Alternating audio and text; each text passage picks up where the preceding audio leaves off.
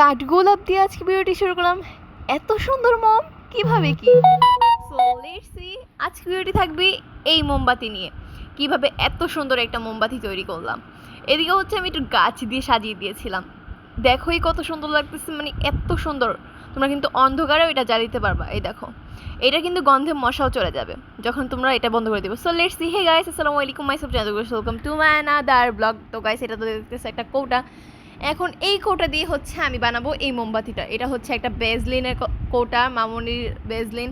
Actually আমি যেটাই কিনি সেটার মধ্যে তো একদম থাকেই না, মানে থাকে বলতে হচ্ছে এটা আমি 2 দিন পর পর হারিয়ে ফেলি, আরেকটা করে কিনি। এদিকে হচ্ছে বেজলিনের কৌটা, এটা হচ্ছে ফেলে দিতে হবে, বাট এটা আমি অন্য একটা কাজে লাগাবো, আর এটা হচ্ছে আমাদের লাগবে।